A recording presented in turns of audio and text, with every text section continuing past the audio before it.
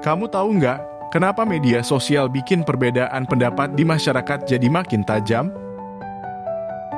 Media sosial menyebarkan informasi dan pendapat dengan kecepatan luar biasa, sementara algoritmanya menyesuaikan konten agar sesuai selera masing-masing pengguna. Akibatnya, seseorang terus-menerus terpapar materi yang homogen, sehingga sudut pandang menjadi sempit dan bahkan berujung pada sikap yang ekstrim. Fenomena ini dikenal sebagai echo chamber atau ruang gema. Video ini akan membahas tentang echo chamber di ruang digital dan dampaknya terhadap opini masyarakat. Tonton sampai habis video ini agar kamu mendapatkan insight pemimpin perubahan.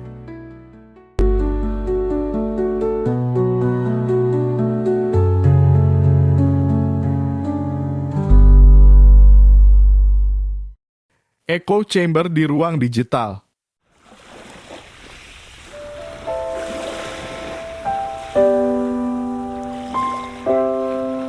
Echo chamber di ruang digital merupakan fenomena di mana seseorang hanya terpapar pada informasi, sudut pandang, atau opini yang sejalan dengan keyakinan pribadinya. Sementara pandangan yang berbeda secara aktif terfilter atau terabaikan. Mekanisme ini terbentuk secara alami karena manusia cenderung mencari konfirmasi terhadap apa yang sudah diyakini. Di dunia maya, algoritma platform media sosial memperkuat kecenderungan itu dengan menampilkan konten yang diprediksi paling menarik bagi setiap pengguna. Hasilnya, jaringan sosial digital menjadi ruang gema yang memantulkan kembali keyakinan yang sama berulang-ulang, sehingga memperkecil ruang lingkup perspektif yang dapat dijangkau. Berbagai platform sosial media, seperti Facebook, YouTube, atau TikTok, menggunakan algoritma penyesuaian konten untuk menyusun feed yang memaksimalkan keterlibatan. Karena konten yang disukai biasanya mencerminkan pandangan atau minat pengguna, algoritma secara tidak sadar menempatkan mereka dalam comfort zone digital. Di dalam zona ini, rekomendasi menjadi semakin terfokus pada topik atau kelompok yang sudah dikenal, sehingga potensi menemukan sudut pandang baru menjadi sangat terbatas. Dampak psikologis dari echo chamber tidak dapat diabaikan. Paparan terus-menerus pada pandangan seragam dapat mengurangi kemampuan kritis, menurunkan toleransi terhadap perbedaan, dan bahkan memicu polarisasi sosial. Seiring waktu, individu menjadi semakin yakin bahwa pandangannya adalah satu-satunya kebenaran yang pada gilirannya menghambat dialog konstruktif dan memperlebar jurang antara kelompok-kelompok yang berseberangan.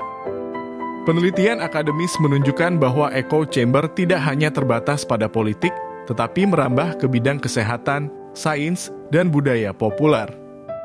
Misalnya, penyebaran misinformasi tentang vaksin atau perubahan iklim seringkali dipercepat oleh jaringan yang memperkuat narasi tertentu, sementara sumber ilmiah yang berlawanan sulit menembus dinding suara tersebut.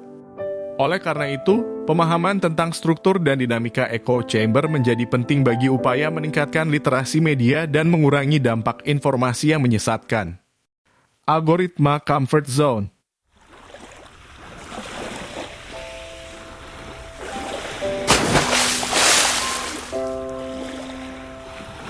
Algoritma comfort zone adalah sekumpulan prosedur yang dirancang untuk menyesuaikan aliran konten dengan preferensi terdeteksi pengguna, sehingga menciptakan lingkungan digital yang terasa aman dan familiar. Mekanisme machine learning menjadi otak di balik algoritma comfort zone. Model-model prediktif seperti collaborative filtering dan deep neural networks mengevaluasi pola perilaku kolektif untuk menilai apa yang kemungkinan besar akan meningkatkan engagement. Ketika sebuah postingan atau video mengundang banyak like atau komentar, model menandainya sebagai konten bernilai tinggi bagi pengguna serupa, sehingga menambah frekuensi tampilnya dalam feed. Secara berulang, feedback loop ini memperkuat eksposur terhadap bahan yang sudah disetujui, sementara konten alternatif yang kurang familiar secara bertahap terpinggirkan. Tidak semua rekomendasi bersifat eksplisit, banyak yang muncul melalui personalized ranking yang mengurutkan hasil pencarian atau rekomendasi video berdasarkan skor relevansi yang dihasilkan oleh algoritma. Misalnya, pada platform video, algoritma akan menampilkan daftar up next yang mayoritas berisi genre atau topik yang sama dengan video terakhir yang ditonton. Karena pengguna cenderung mengikuti urutan tersebut, kesempatan untuk menemukan konten yang menantang pola pikir menjadi semakin kecil. Hal ini menghasilkan filter bubble yang menempel erat pada zona nyaman digital. Ketersediaan data sosial juga memperdalam efektivitas comfort zone. Ketika seorang pengguna terhubung dengan jaringan teman atau grup yang serupa secara ideologis, algoritma mengekstrak sinyal sosial seperti share, comment, atau reaction untuk menilai popularitas suatu konten dalam lingkaran tersebut. Karena sinyal ini dianggap sebagai indikator kepercayaan, sistem lebih cenderung menampilkan materi yang sudah disetujui oleh jaringan sosial terdekat, menambah lapisan isolasi yang bersifat sosial selain teknis. Dengan kata lain, algoritma tidak hanya memfilter berdasarkan perilaku individu, tetapi juga berdasarkan perilaku kolektif dalam komunitas mikro. Akibat dari keberadaan comfort zone dapat terlihat pada penurunan keragaman informasi yang diterima. Penelitian akademis, misalnya studi yang dipublikasikan di Proceedings of the National Academy of Sciences atau PNAS, menunjukkan bahwa algoritma yang terlalu mengoptimalkan engagement cenderung memperkuat bias konfirmasi dan memicu polarisasi. Bila algoritma terus menampilkan konten yang selaras dengan kepercayaan yang ada, pengguna tidak hanya terisolasi secara kognitif, tetapi juga berisiko mengadopsi pandangan ekstrim karena tidak ada counter argumen yang masuk ke feed mereka. Isolasi digital.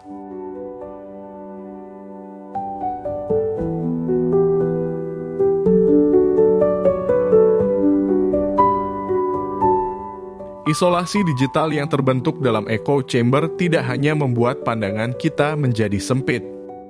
Di tingkat sosial, ketergantungan pada grup-grup online yang homogen memperkuat rasa kami versus mereka. Perbincangan menjadi terfokus pada persetujuan bersama, sementara suara yang berbeda hampir tidak pernah terdengar.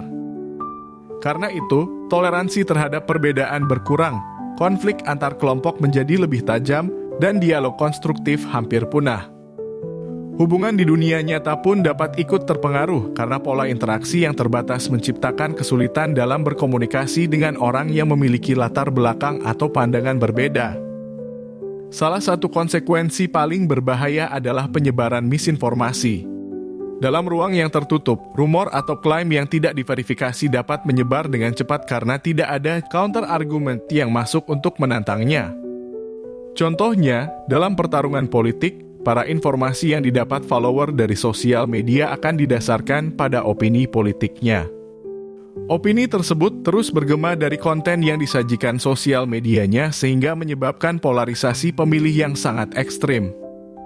Isolasi digital juga menambah beban emosional. Paparan terus-menerus pada konten yang menyuarakan kekhawatiran atau kemarahan serupa dapat memicu stres, kecemasan, bahkan depresi. Tanpa variasi perspektif, individu sulit menemukan sumber dukungan yang berbeda atau solusi alternatif untuk masalah yang dihadapi, sehingga perasaan terjebak dan kelelahan mental semakin menguat. Contohnya, sinisme terhadap tunjangan DPR beberapa waktu lalu menggema terus-menerus di sosial media dan menyebabkan kemarahan massa. Dari sisi ekonomi, konsumen yang berada dalam echo chamber cenderung terpapar iklan dan rekomendasi produk yang sangat tersegmentasi. Sayangnya, produk tersebut terkadang menyesatkan atau berlebihan. Ketergantungan pada satu sumber informasi dapat mengurangi kemampuan membandingkan harga atau kualitas, sehingga meningkatkan risiko pengeluaran yang tidak efisien. Pada skala lebih luas, pasar menjadi kurang kompetitif karena preferensi konsumen terbatas pada pilihan yang ditekan oleh algoritma. Digital diet.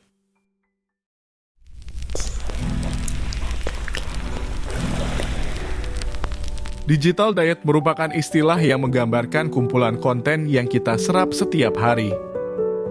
Digital diet seringkali terbentuk secara otomatis lewat rekomendasi algoritma, bukan melalui pilihan sadar. Setiap kali kita mengklik, menonton, atau menyukai sebuah posting, platform mencatat jejak tersebut dan menggunakannya sebagai sinyal untuk menampilkan lebih banyak konten serupa. Tanpa menyadari, pola ini menjerumuskan kita pada aliran informasi yang homogen, yang pada akhirnya menyempitkan pandangan dan menurunkan keragaman pemikiran. Langkah pertama dalam mendekonstruksi digital diet adalah menyadari apa yang sebenarnya kita konsumsi. Mengaktifkan fitur activity log atau meninjau riwayat pencarian dapat memberi gambaran jelas tentang topik-topik yang paling sering muncul di feed kita. Dengan mencatat frekuensi genre, sumber, atau tokoh yang sering kita temui, kita dapat mengidentifikasi kecenderungan konten yang penonton tersebut sukai. Apakah kita terlalu banyak mengonsumsi berita politik dari satu sudut pandang atau konten hiburan yang selalu serupa? Setelah pola tersebut terungkap, selanjutnya adalah memberi sinyal baru kepada algoritma. Membuka tab Explore, Discover, atau sekadar memasukkan kata kunci yang berada di luar zona nyaman membantu platform mengenali minat baru. Mengklik, menonton, atau berinteraksi dengan artikel, video, atau podcast yang menawarkan perspektif berbeda memberikan data tambahan yang membuat algoritma menyeimbangkan rekomendasi di antara konten familiar dan yang belum pernah dijelajahi. Selain mengubah interaksi digital, penting juga mempraktikkan digital fasting secara teratur, yaitu mengatur jeda waktu tanpa media sosial atau berita online. Selama periode ini, kita dapat membaca buku, mendengarkan radio, atau menelusuri sumber offline yang menyediakan sudut pandang beragam. Kebiasaan ini tidak hanya memberi ruang bagi otak beristirahat, tetapi juga mengurangi ketergantungan pada feed yang dipersonalisasi.